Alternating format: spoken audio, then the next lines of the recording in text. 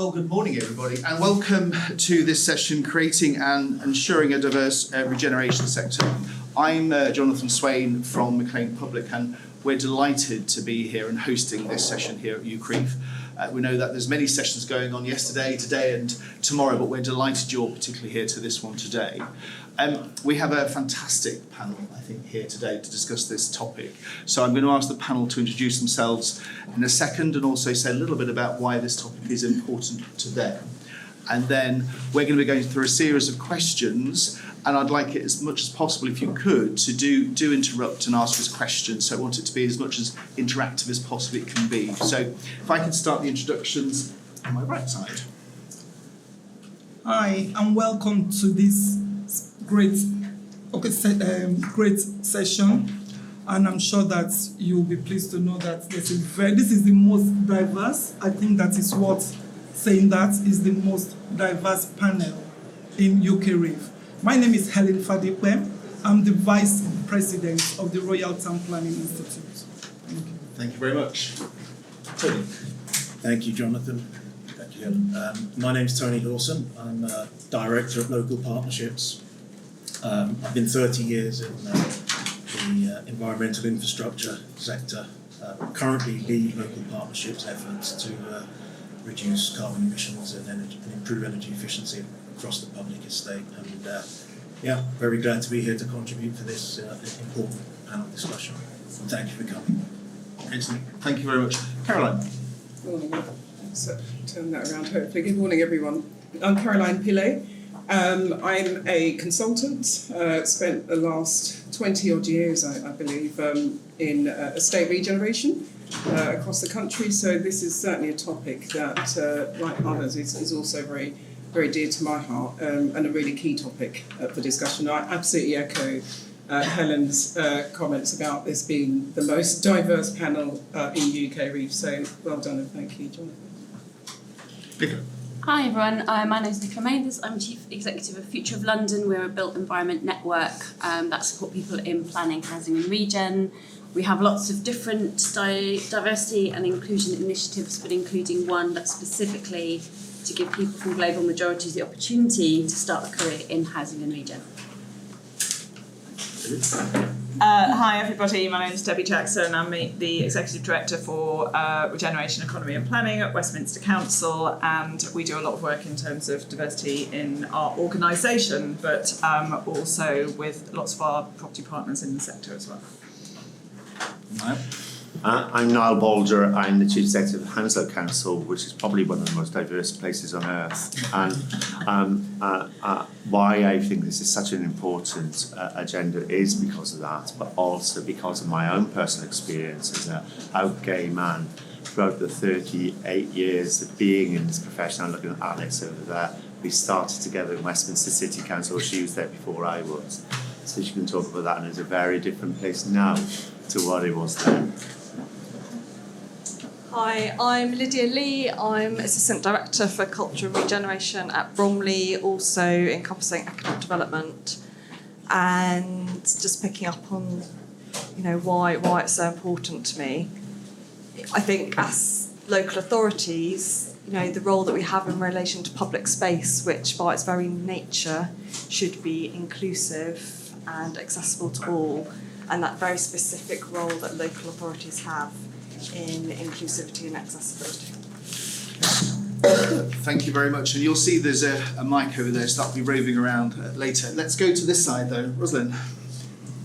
Hi, can you hear me?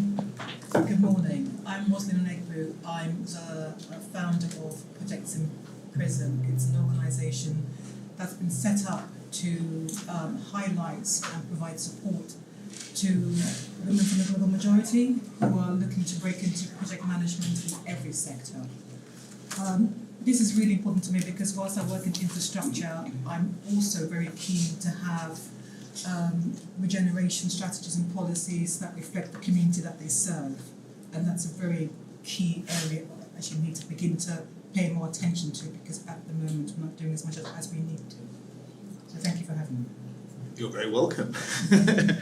Let's move on to Alice. Hi there. Welcome. Hi everyone, I'm Alice Lester and I'm Corporate Director for Neighbourhoods and Regeneration at Brent Council in London.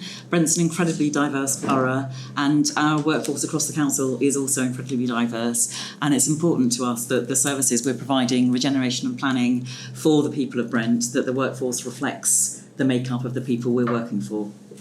Excellent, thank you. Aisha? Hi all. My background is working for local authorities across London mainly, across regeneration and retrofit programmes, leading community wealth building initiatives. And I echo what my colleagues have said on the table. My aim really is to ensure that leadership teams reflect the communities they serve, and therefore that streamlines into policy, delivery and impact. So thank you for having me, Jonathan. You're very welcome. You're very welcome. Andrew. Hi, good morning everyone. My name's Andrew Anderson. I'm the Assistant Director for Housing Delivery at Lambeth Council. I'm a town planner as well as a chartered surveyor, and I work for both the public and private sector.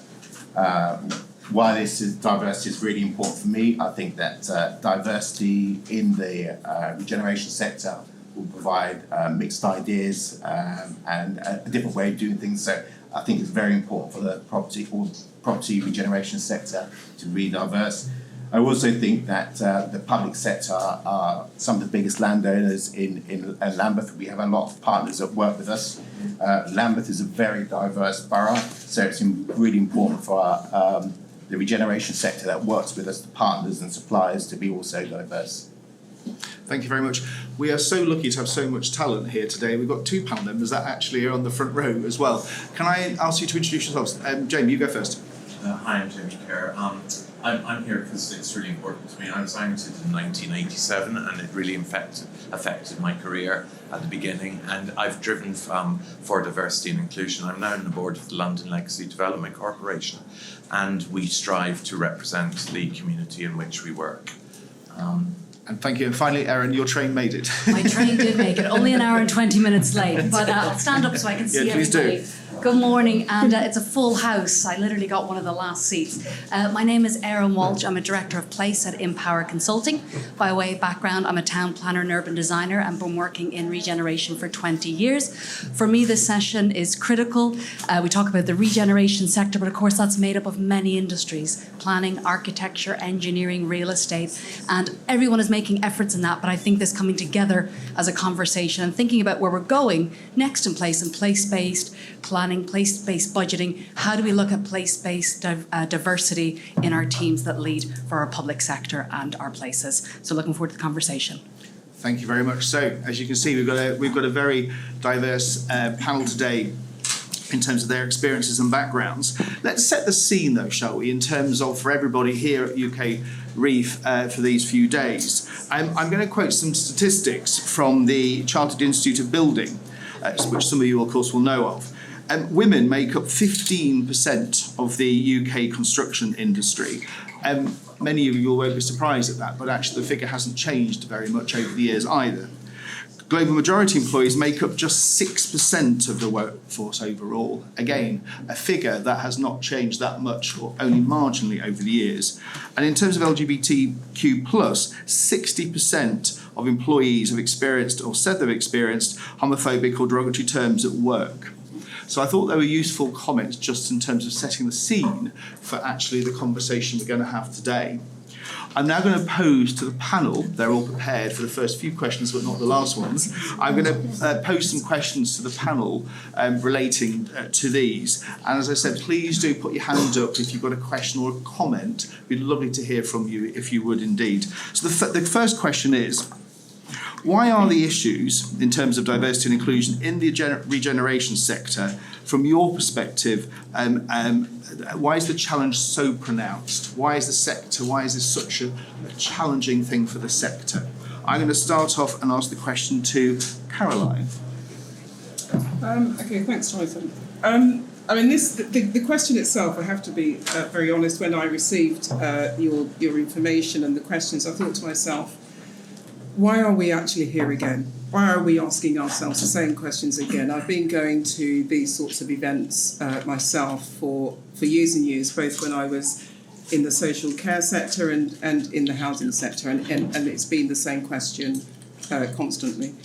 Not long ago, post George Floyd, again there was a renewed questioning of why are we such a poorly represented in this sector. The fact of the matter, I think it's quite simple. I think for me it comes down to a lack of senior ownership of inclusion and diversity. I think it comes down to a lack of senior understanding of the benefits and the impact that having a diverse workforce can actually bring about. And I think it's really short-sighted. Because we all know exactly, particularly when we're talking about regeneration. I work a lot in estate regeneration, and we know that those communities are made up largely of marginalised communities. Both women who, for different reasons, are at home or not are unable to work for different reasons. I work in the London Borough of Newham. And there are a lot of women that live on the estates that are being regenerated that actually either English is not a first language and so they are marginalised for that reason, or either education is not a priority in that household and therefore are marginalised for that reason. And it's that understanding, that lack of understanding of the different conditions that people that live on estates that are subjects of regeneration.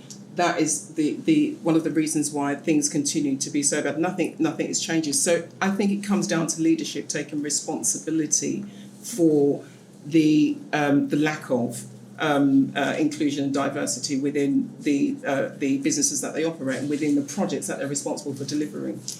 The other thing I think obviously is, it's. I've been in the sector for quite a while. And I often go into rooms like this. I often go into boardrooms. I often go into executive meetings. I often go into cabinet meetings. And I look around, and I'm often the only woman represented in these settings.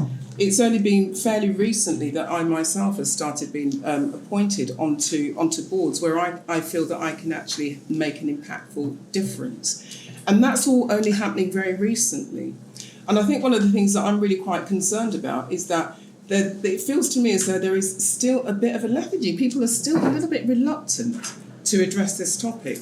Or actually, there's a tiredness now about this topic. It's, have we not done this? Is this not, overdone yet? The fact of the matter is, we haven't actually answered the question. We haven't come up with a solution, which is why we're here again, 20 years on, from my perspective, talking about the same thing again. So I think leadership really does need to stand up and be accountable for why there is such a lack of diversity within their businesses and within the lack of the understanding of the importance of diversity within the projects that are also operating.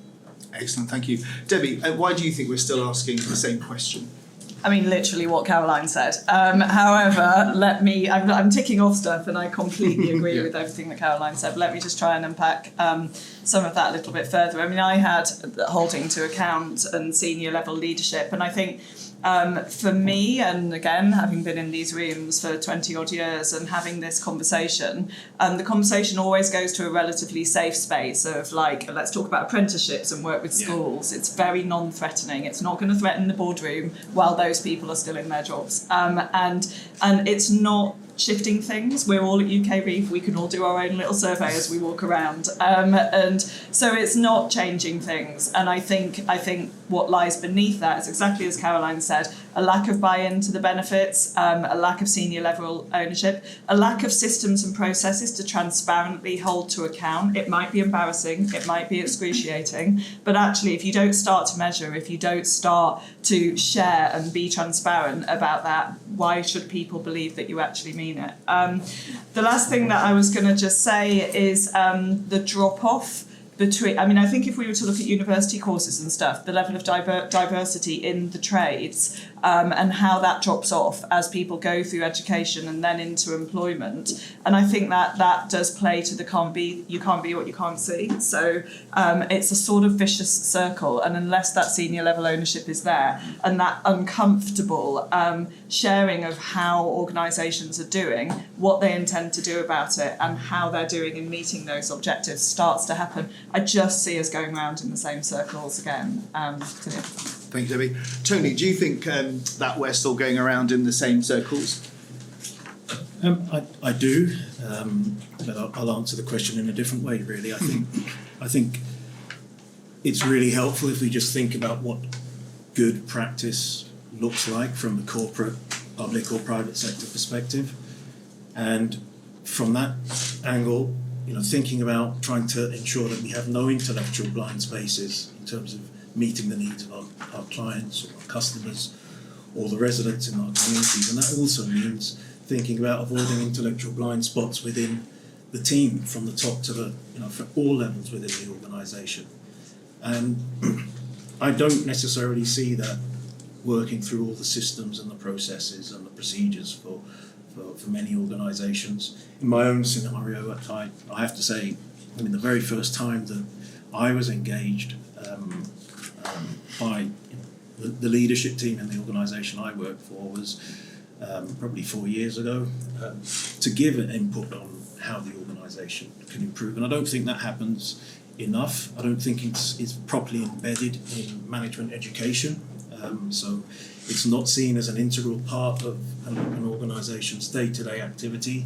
So it is something that is revisited periodically rather than embedded in good management practice. Thank you very much. Nicola. Yeah, thank you. So yeah, absolutely agree with the points that have been made. So taking a slightly different look at it is, I don't know whether the regeneration industry is that attractive to people. So Trowers and Hamlin's published a report called Rethinking Regeneration with some statistics around the perception of real estate development and regeneration. So we know that people are really interested in it. So some statistics, so 68% of people are really positive about regeneration, 76% of people want to be involved in decision making. However, only 2% of the public trust developers, and 52% of people believe decisions are made behind closed doors. So I think there is a perception issue around the industry, and I think if we did more to make the industry more appealing to people, invested in people to get people into the industry, that might help. And I think by doing things like consultation in a much more effective and engaging and open and accessible way, that might just be a way of getting people interested in the sector, because I don't think we do enough to make it attractive. And to Caroline's point, there aren't enough senior role models in the industry for people to be able to look at and think, I could be that person. This is what I could aim towards. Well, it's interesting, isn't it? Because many of those role models are around this table. In Yeah. fact, coming on to one, Niall, what's your take on this? So, and step back from it, I think, in public service terms, knowing our communities and knowing what their lived experience is essential to our mission and what we stand for. And if you start looking at where we are in that context, we see long-term intergenerational inequity. In Hounslow, we've recently refreshed our equality, diversity and inclusion strategy, and that indicates not only across the protected characteristics but also in the geographical expression of that, which is what regeneration is about. And that should be making us angry and passionate about tackling it. But it can't be something which is short term, because it has an intergenerational quality. Some communities experience this exclusion for generation after generation and generation. This is what regeneration is about. So knowing our communities and then tackling it means that we have to reflect those communities.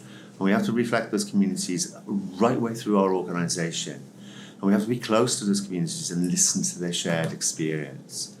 And certainly my view is that the regeneration sector, if you would call it that, on all the various professions that contribute to it, don't understand their purpose.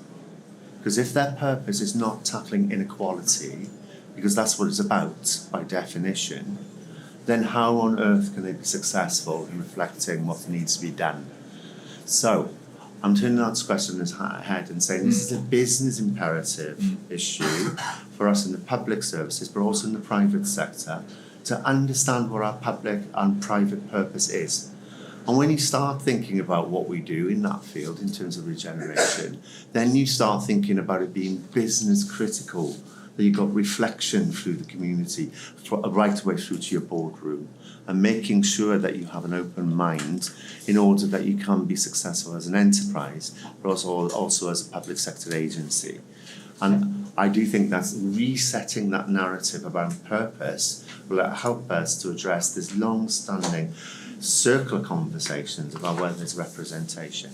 And I think my final point on this is assumptions about representation. It's often assumed that I'm one of the blokes because I'm a white man of a certain age, and that sort of homophobia is real. It genuinely exists and has existed throughout my career.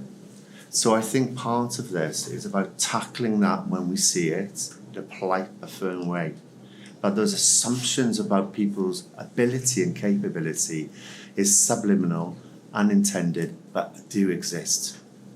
And we need to collectively challenge all of that when we come across it. Very good, thank you. And also just a quick welcome to people at the back. We are now technically very much standing room only. It's a very big session, which is good. Can I move on to pick up your point about public sector experience and also commercial sector experience and perspectives on this? Ayesha, what's your take on this particular subject? Okay, I think the points being made are fantastic. I really do believe that diversity from the top down, whether that's in the form of allyship or diversity that you can see, is key. And that has been my personal journey, making my way up within the sector. I also think diversity, there's those that are seen. I'm a black woman. And then there's those that are unseen. I had two mums growing up.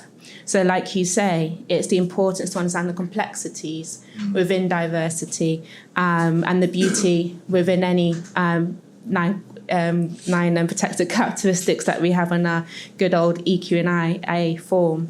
And I think the importance of taking it seriously. So when we build in EQ&IA provisions, we really take the time to go into detail of the impact that regeneration has on communities and understanding those communities. And I think having more of a diverse leadership will really hone that in to the community level. Having worked both the public sector in the government and the private sector, racism and discrimination and the journeys that we face as those that have been diverse in whatever form do not exclude the public or private sector. So there is importance in understanding that there is a lot of work to be done in both to support this journey that should have been completed a few years ago. But I think overall why we have to keep coming to the table is as much as it saddens us, there's a strength to that, making sure that we continue to have this discussion and continue to work in organisations where we want to strengthen our leadership team, our delivery. The only thing I will say as well is when we employ people who are diverse, not to see that as, she can do the engagement side and be the face of the, because of the lived experience of us all, to really understand that it doesn't stop there. And to ensure that when we are employed into organisations, we are taken very seriously and are seen as an equal to have, as much of an opportunity as anyone else. So that retention and that promotion is also key. Excellent, thank you very much. Before we leave this actual question, I'm going to pass for Rosalind your comments on this. Okay, not to replicate what everyone's already said. I'll just add a few more comments to that. And one of the key reasons that strike me as to the why we keep coming back to it is, apart from the obvious issue, which is because it hasn't been addressed, it is a token word that that we use to say, yes, we're being progressive by talking about diversity, inclusion and equity, but we don't do much about it. It's been said that leadership, we should have a more strategic leadership that focuses on the value of having diversity of thought, equity in the conversations around regeneration, the built environment. We know that, but the problem is, for in many ways, the organisations do not take it as seriously as they need to, and that's because they lack the understanding of why it's so important. And I know that you've mentioned about the community, you've talked about Hounslow and why. Understanding the community that you serve is fundamental in thinking about future designs, bringing in diversity of thought, having the notion that in 50 years from now, or what of us won't be here, I know I won't be, but what I hope to see is a future where we have the designs for the future are influenced by the thought and understanding that the principles of the diversity of thought is incorporated into the thoughts that we have today. So we need to be less risk averse, scared of asking and talking about very challenging and difficult things. We need to stand up and say, this isn't going to work. We've had the same old approach over the years. It's very clear it isn't working, otherwise, why are we here? But it takes people getting together, as we are doing today, recognizing what we need to do, and standing up and doing it. Not talking about it, actually implementing what we say. And until we do that, I'm afraid that in the next 10 years we'll be here again saying the same thing, not having moved very far, which would be unfortunate, but real. Thank you very much, and that links us very beautifully, I think, to the next question. Before we go on to that, are there any questions from anybody in the audience to any members of the panel, or any thoughts that people have from what panel members have said today? Great. So we'll go on to the next question, which is linked, and we're going to hear some different voices now as well, and it links very much to how you just ended your comments on, which is what could the sector actually do in terms of more to improve its diversity and to be more inclusive. So I'm going to kick off the question to Erin, if that's okay.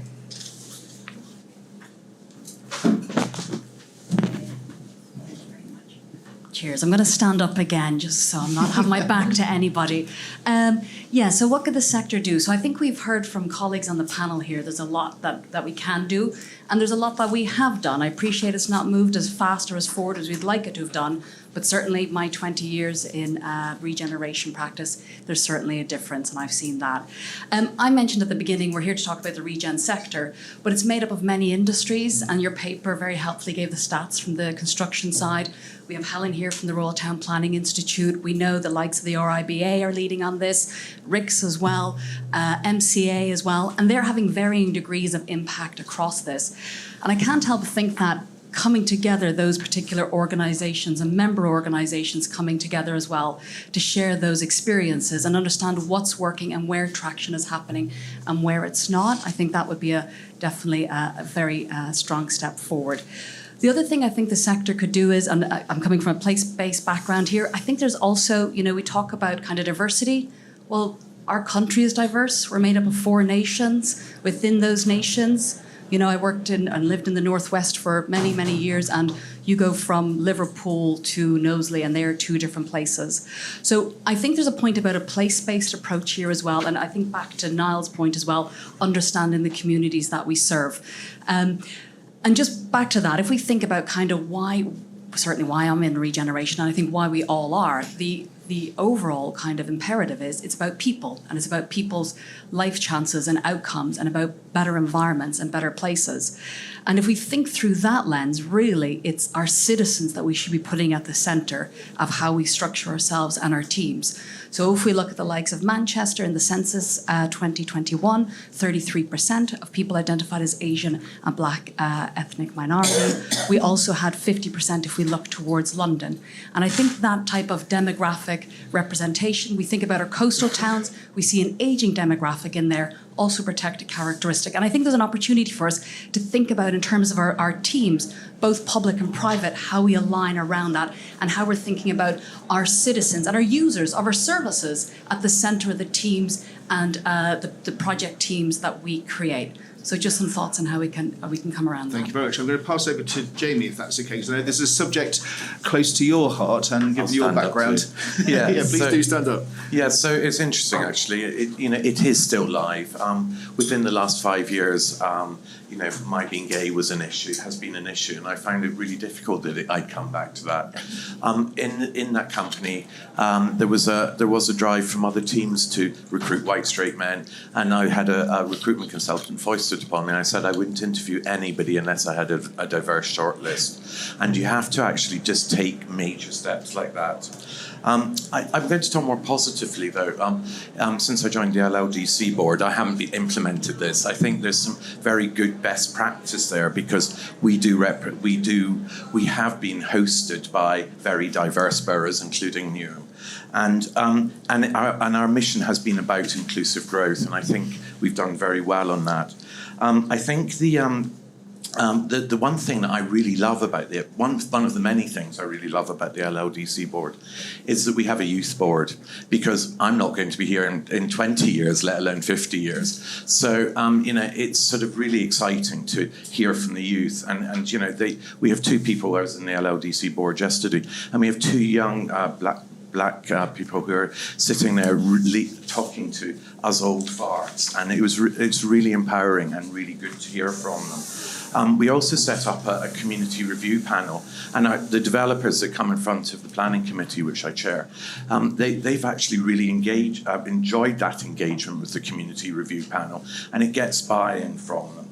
And then, I also sit in the people panel within NLDC, and we had events within the business and across the park all last summer and I just noted down, I wish I had the full list with me, but we had Black History Month, we had Black Pride hosted in East London, we had numerous LGBTQ events. We first hosted Burna Boy in the London Stadium. So all those things go to work within our community. I'm not saying we've got it 100% perfect. We also look at the figures every day, even though we're coming up to shrinking in size, we're still looking at, are we still, our senior leadership team is 60% women, and our BAME representation is not representative of the community, but we're trying to make it more so, even as we move forward. And I think that one of the targets of which we haven't talked about, we aren't very high in disabled. It was really interesting. I'm a governor at Brighton University as well, and suddenly I just was astounded that 37% of the students at Brighton University are registered as disabled or identify as such. And I just was blown away by that fact. And it goes back to, in education, does it carry forward?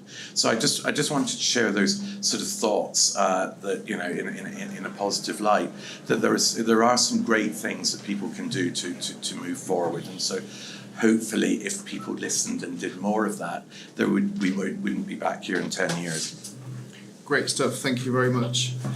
Andrew, currently at London Borough of Lambeth, but obviously private commercial sector background previously.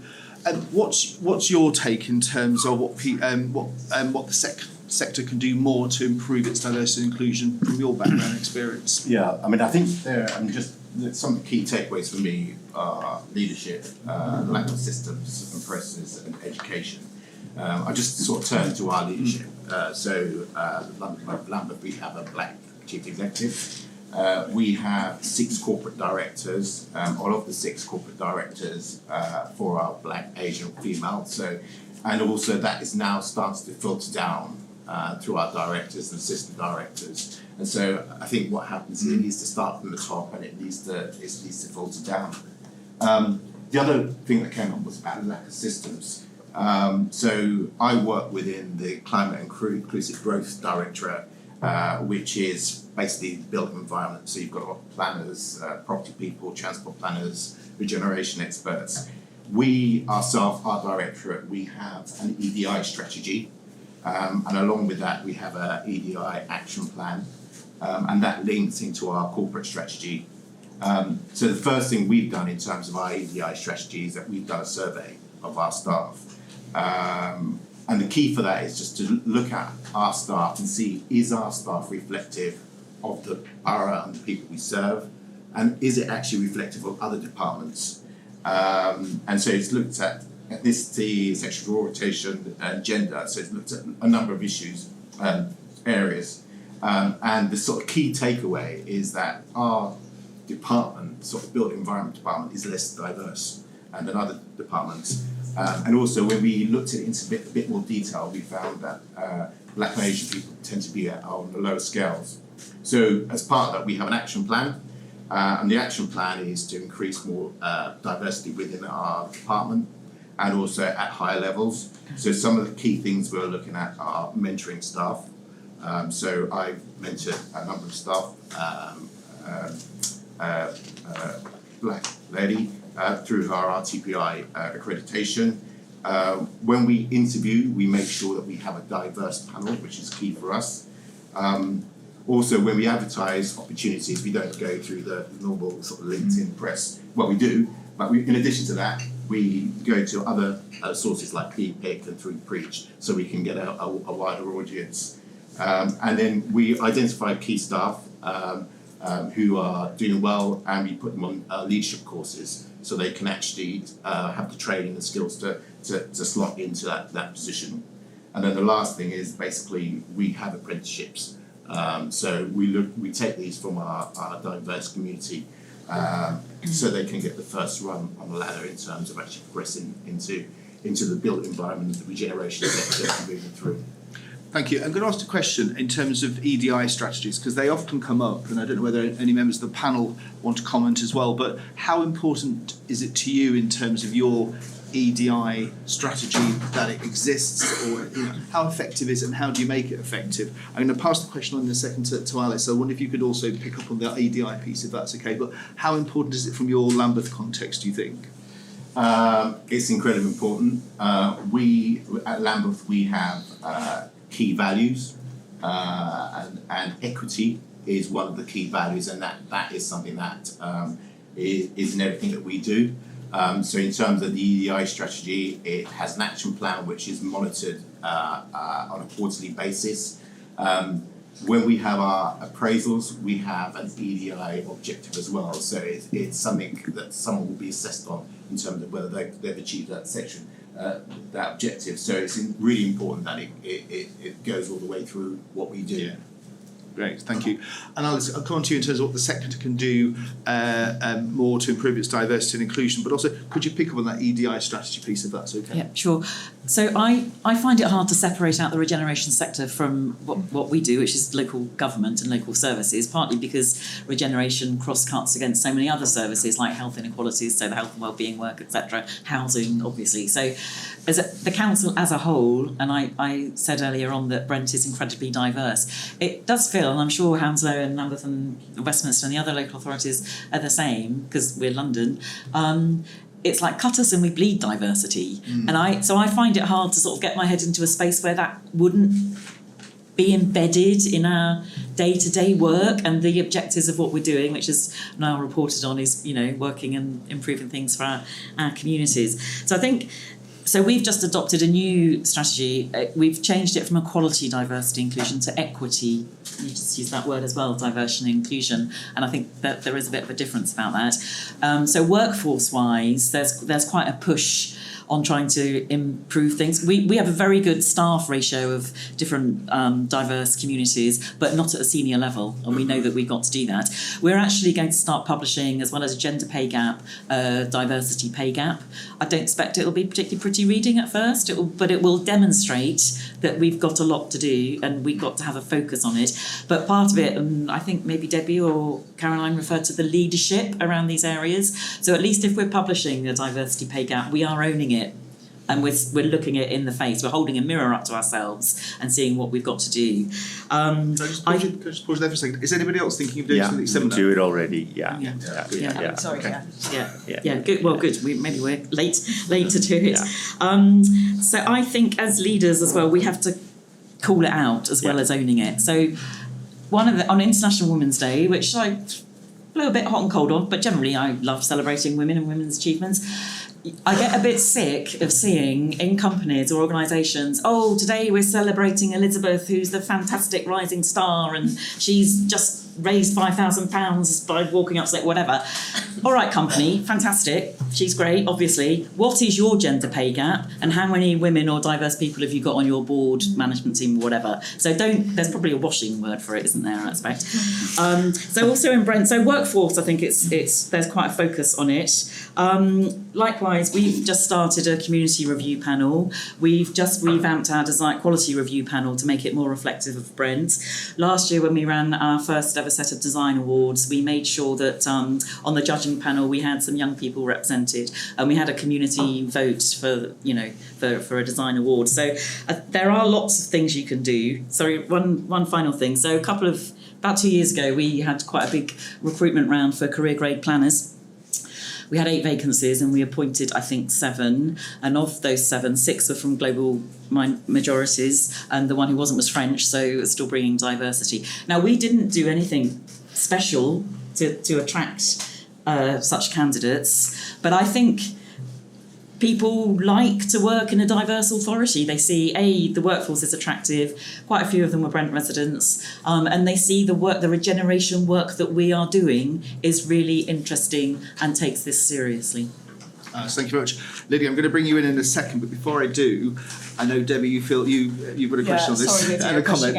I just wanted to, we publish our pay gaps as well, and I think that's one of the things I was referring to earlier of saying, I really think it's on all organisations to hold themselves to account, however uncomfortable that may be, and then to be measured against that. To your question on strategies and the importance of that, for me, over my career, I've witnessed a shift from a more reactive space where to work in the equality space and to be thinking about that just means anyone can apply, to understanding what your data is, what your community is, the characteristics, and really reaching into the problem and taking targeted action to respond to the fact that it's not equal. The fact that anyone can submit an application form does not acknowledge the barriers that exist, and so it's on us to think about how we help to address some of those barriers. And the evidence leads us there, and we are allowed to do things that enable us to think about how we address the barriers. And one example for in Westminster, we on the leadership point acknowledged that our colleagues were struggling to access opportunities to really express their leadership skills. So we had a Black on Board training course which enabled people to develop skills to be on boards, so whether it's governors boards or boards for charities and things, which helps build leadership skills, which helps them. And that is acknowledging a particular issue and how we reach into the problem and enable people to build those skills and remove some of those barriers to progression. And before we leave this topic, just picking up some of the themes of the panel here. The big theme here is leadership, of course, and we're very lucky in this room today. We have a variety of people from Westminster, including Stuart Love, the Chief Exec, and Francis Martin. Who's itching to say something. I'm sorry he is. And this is why I'm opening this up slightly to say that from your professional experience at Westminster, which has been a long focus of yours, how important is that leadership piece in getting it right? And do feel if you want to speak, Stuart, please go ahead. Sorry, Lydia, we both pushed in. I loved the responses to the first question, which started with leadership. This is all about leadership. I actually happen to have a different view. I think London's local government, by and large, gets this badly wrong. I don't think enough of our chief executives understand that this is their job, that we should all be held accountable and responsible for it. There can be no respite from this for me or any of the rest of us. It is our responsibility to hold us accountable for making the change that needs to be seen in our organisations. I see chief executives outsourcing this to HR, to a staff network. I'm doing EDI because basically I've got a staff network. That is not okay. That is not leadership from the top. That is not taking responsibility and being held accountable. So I feel absolutely passionately about this. It is about leadership. It is about leaders being held accountable and responsible, understanding that, seeing this as a part of the job and getting on with it. Thank you very much. That's great. Really And we good should also look insights. outside of London. I have to say there are parts of the country that are doing this much better than London. Which bridges very neatly onto Lydia, because Lydia, whilst you're where you are at the moment in Bromley, you've got background from English Heritage and where you worked before. So what's your take on this question? I hope I'm going to really impress you all by having something else to say, because so many brilliant things are being said already. And also I think what I'm about to say might not be that popular with some people in the room. It's a bit of a challenge. It's going back to your point about what really specific thing could we be doing to make sure we're not having this conversation again in 10 years' time? And I was thinking on the train up here about specific things, and one thing that hasn't been mentioned is procurement. So I was thinking, I quite often think about the 2012 Olympics and that sign that came up, lit up sign saying this is for everyone, and how we as a public sector ensure that the regeneration and our spaces are for everyone and our organisations are for everyone. And I was thinking about procurement and how we demand through procurement diversity and inclusivity. So how we ensure that in our quality questions that you can't, as a contractor or a consultant, that you're not going to win that contract unless you really respond to the diversity and inclusivity requirement. So how we actually then force the sector to change, because they're just not going to win contracts. So that's probably quite a... I can imagine that for some people that won't be popular, but how we force the issue with sector, we force the sector to change by making it a requirement, and you literally cannot win a contract because you're not going to have responded to that quality question properly. It's a very good proposal. Before we leave that subject, though, if that's okay. Just one more thing to add. You go ahead. Go. Just also in relation to procurement, how we also enable people, tradespeople and businesses that would struggle to respond to our procurement processes, which are complex and require you to go through the London portal in our case, and is quite a complex process. So one of the areas that we're looking at is we are currently regenerating, repairing a traveller site. And how do we enable people who live on that site from the Gypsy Roman traveller community, how do we enable them to put themselves forward to undertake some of the works on that site? Very good. Procurement, I think, is one of the options that we have on our... It's been very interesting from my perspective watching the room. You had a lot of nods. And then there were members of the panel who said, I want to speak. And they were sort of ESPing me. We're going to go Niall, then Caroline, and then Rosalind, if that's okay. Niall, you go first. So it's a different issue, but your procurement point is a good one. I think we also have to think about these professions and how long it takes to train to qualify. Right?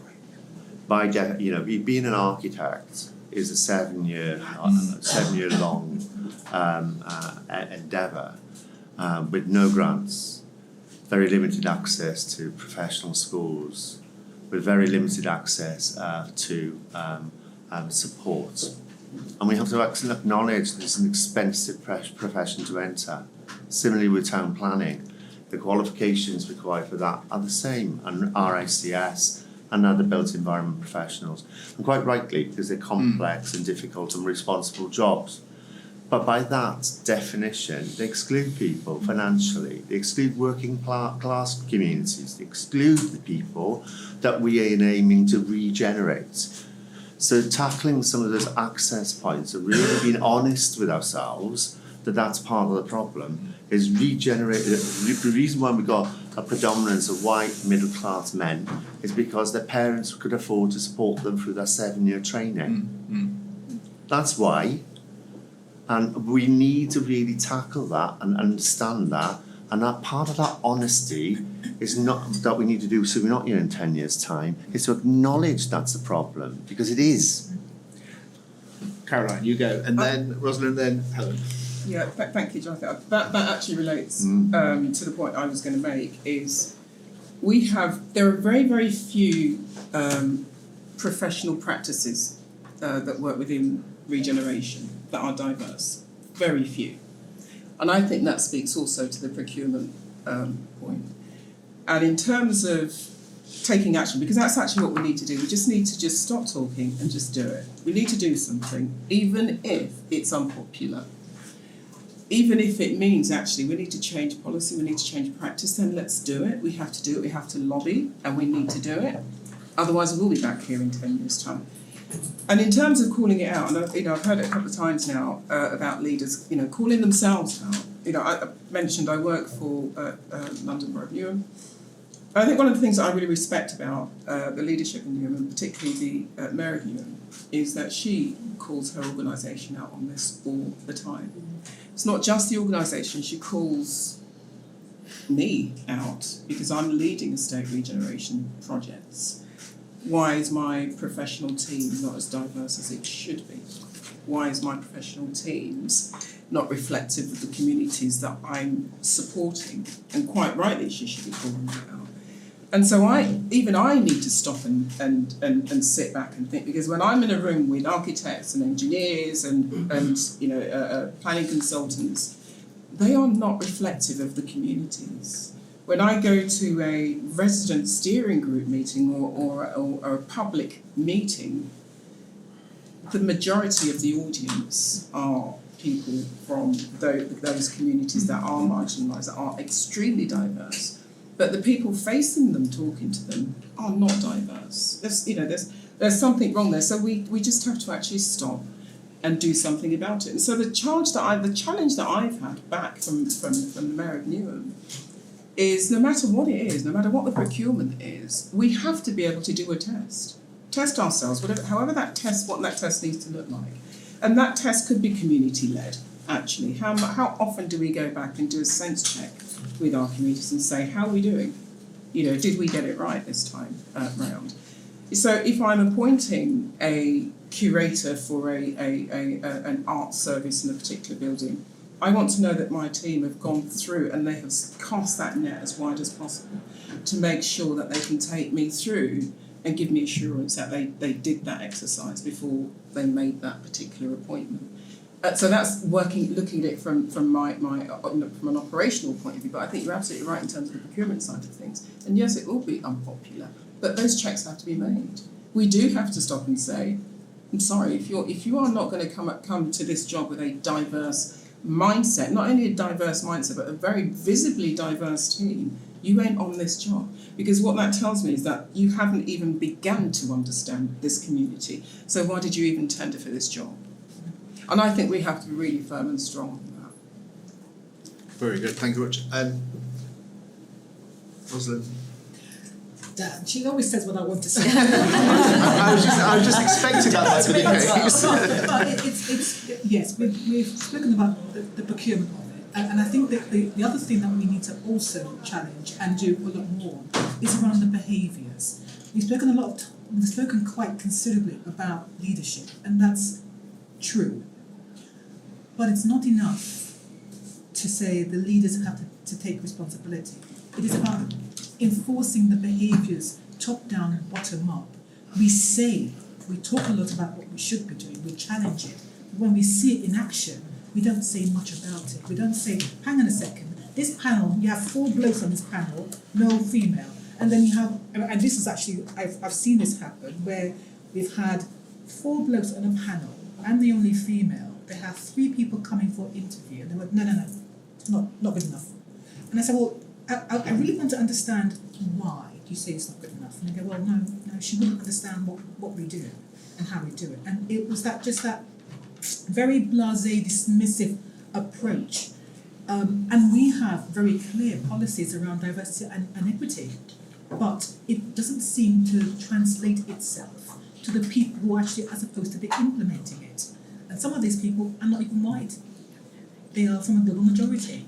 So it's about, how do we communicate the message? How do we expect people to actually understand the message? What are we saying about it? How do we enforce it? If we're talking about procurement and we're taking those actions, what does that mean in real life? So, and it is about letting go of the fear of getting things wrong, because sometimes we are going to get it wrong, and that's the reality. And we don't learn until we get things wrong. We learn from it, improve, and innovate. And that's the challenge that I think we have to take seriously, is being unafraid to make mistakes, because that is how we learn and become better. And Helen, is that what you agree with? Well, yes, I do. and I call it affinity bias, and that reigns supreme in terms of interviewing.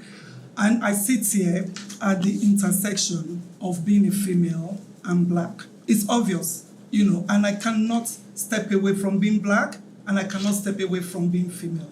I also sit here as the vice president of the Royal Town Planning Institute, and that is a membership body, professional membership body of over 27,000 people. I also sit here as the founder and chair of BAME Planners Network, a network I set up in 2020 to respond to the issues that's been raised this afternoon.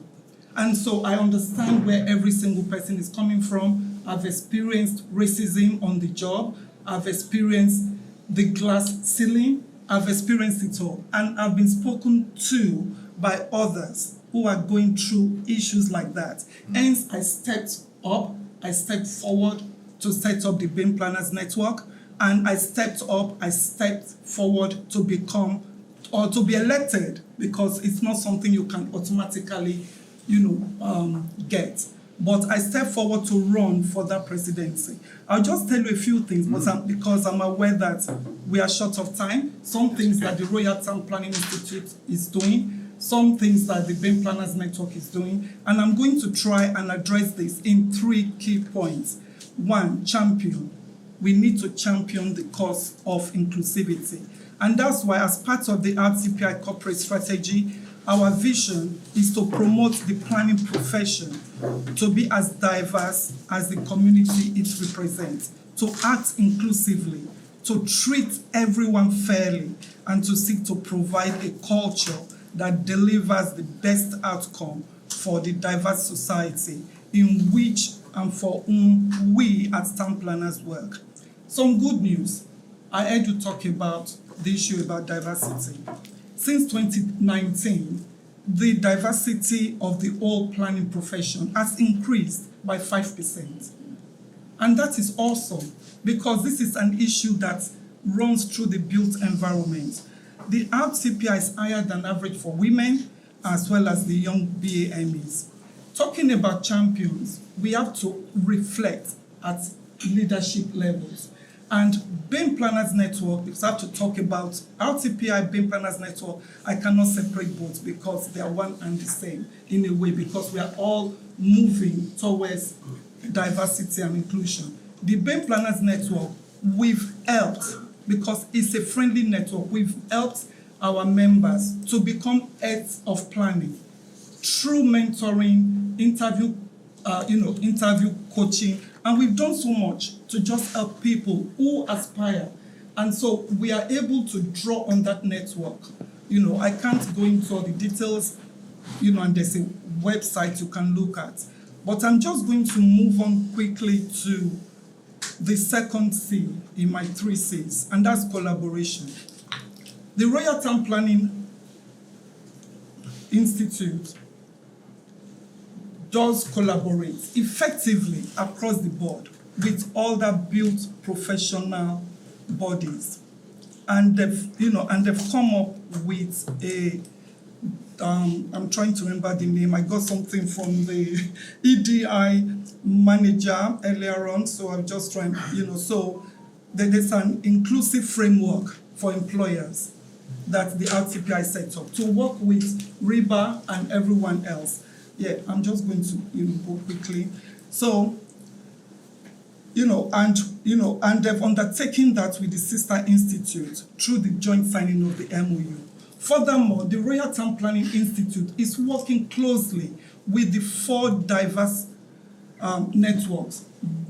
Planning Out, Women in Planning, Neurodiversity, and the BAME Planners Network. They are collaborating at all levels, and they are very, very open to championing that. Finally, I'm talking about the issue about capacity. Why don't we have more diverse and inclusive sector? It's because there is that lack of capacity. Most times, people want to be able to get into the industry. Someone spoke about lack of funding. The good news that I would like to share is that the RTPI has a bursary scheme. And I was told that over the last 2 years, the RTP has engaged with over 10,000 young people who want to get into the profession, and 200 have gone on to work experience. Last night, the RTPI launched a fund in partnership with the British Chamber of Commerce. And this is a fund of 3 million, which industry leaders are putting together. And this will be matched fund by the government, another 3 million. And this is over the next 5 years to encourage more people. And diversity is at the core of that growth, to encourage more people into the planning sector. And that is 6 million we are getting from industry, not even money that we are already getting, from other sectors. So the Institute is doing a lot, and all the other inclusive networks within the planning profession are also working hard to get more people into the industry. What we have here, of course, is, I'm just thinking about all the themes we've had, and thank you, panel, from Caroline, your very first point an hour ago. We're almost at our time now, so we're about to close. Is what we have here, of course, is a call to arms in terms of what we should be doing next. Some panel members know this and some don't, but actually McLean Public, because of our commitment to diversity in the sector, we're going to be holding a follow-up session for this very group in terms of some of the learnings and some of the messages that come from this sector, this session in terms of what might be best practice for that sector. So look out for that invite if you can. We don't have any time for questions, I'm afraid, everybody, but what I would like you to do is please give a round of applause for the panel. Some very insightful, personal, excellent. Thank you very much, everybody.